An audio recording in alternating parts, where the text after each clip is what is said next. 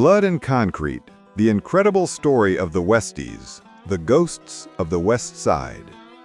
If you walk along the Hudson River today, right around 46th Street, you'll see tourists lining up to visit the Intrepid, the legendary World War II aircraft carrier turned museum. It is a place of heroism and history.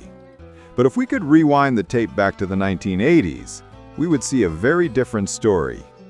A story where that ship didn't just house aircraft, but parasites. Welcome to Hell's Kitchen. In those years, this wasn't a neighborhood of trendy restaurants, but the domain of the Westies, an Irish gang so brutal they even scared the Mafia. This is the story of how a group of street criminals came to control New York's construction sites and bankrupt a national monument before destroying themselves in a bath of blood. The genesis of violence. It all begins with a desire for revenge. The neighborhood's historic boss, Mickey Spillane, was an old-school gentleman gangster. But James "Jimmy" C. Coonan, a young and ambitious rival, hated him.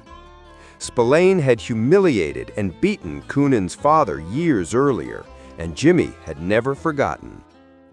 Coonan didn't just want to replace Spillane, he wanted to annihilate him. To do so, he recruited Mickey Featherstone, a troubled and schizophrenic Vietnam veteran, turning him into his personal enforcer.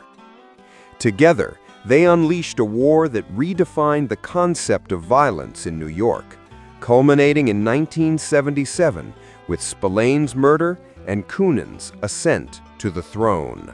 The deal with the devil and the concrete club. Once in power, Coonan made a strategic move that was both brilliant and terrible. He allied himself with his natural enemies, the Italian Mafia's Gambino family and the hitman Roy DeMeo. They were no longer just a neighborhood gang. They had become partners with the most powerful organized crime group in America. This alliance opened the doors to the Concrete Club. In the 80s, the Westies became the armed guards of the West Side's massive construction sites, specifically the Jacob Javits Convention Center. They controlled the unions, threatened the workers, and ensured that the flow of dirty money to the mafia never stopped. New York's concrete was paid for with Irish terror. The assault on the Intrepid, the heart of the scandal. But the Westies' greed knew no bounds. In 1982, when the USS Intrepid opened as a museum at Pier 86, right in their territory, the gang didn't see a piece of national history. They saw an ATM.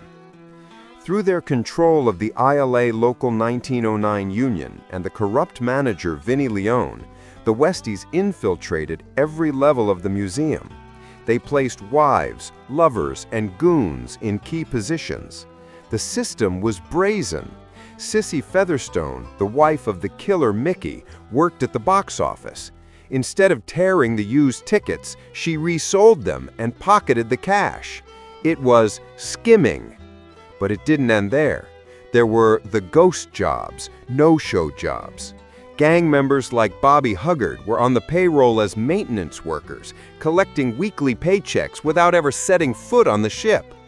While the museum sank under $28 million in debt and went bankrupt in 1985, the Westies were draining the coffers of over $100,000 a year. An incredible paradox. The war heroes on the ship were being robbed by the criminals on the dock. The slaughter and the fear. How were they able to operate undisturbed for years in a public museum? The answer is simple: pure terror. The Westies' reputation was built on their macabre trademark, dismemberment. Victims weren't just killed, they were taken to tiled bathrooms, chopped to pieces, and dumped into the East River. Between 60 and 100 people vanished into thin air. No body, no crime. Anyone working at the Intrepid knew that reporting a stolen ticket could mean ending up in a plastic bag at the bottom of the river. The final betrayal. However, the empire collapsed from within. The paranoia of Mickey Featherstone, the the man who had terrorized the neighborhood, spiraled out of control. When he was framed for a murder he didn't commit, he realized that his boss, Jimmy Coonan, had sacrificed him. This is where Sissy Featherstone returns to the scene. The woman who scammed the Intrepid box office became the unlikely heroine of justice. She secretly recorded the confession of the real killer and handed it to the authorities. Mickey Featherstone, feeling betrayed, did the unthinkable. He became an informant. His testimony at the 1988 trial, led by Rudolph Giuliani, was the final nail in the Westies' coffin. The rebirth. Jimmy Coonan was sentenced to 75 years. He is still in prison today. Featherstone disappeared into the Witness Protection Program. And the Intrepid? Freed from the criminal leash and renovated following bankruptcy, the museum was reborn. Today it hosts the Space Shuttle and is a jewel of New York. Hell's Kitchen has changed. The tenements have become luxury lofts. But if you listen closely to the sound of the water against the ship's hull, you might still hear the echo of a time when the city belonged to whoever had the sharpest knife. Thanks for tuning in. Make sure to check out the podcast about the movie State of Grace. It's inspired by the true story of the Westies gang. Also available on this channel. Catch you later.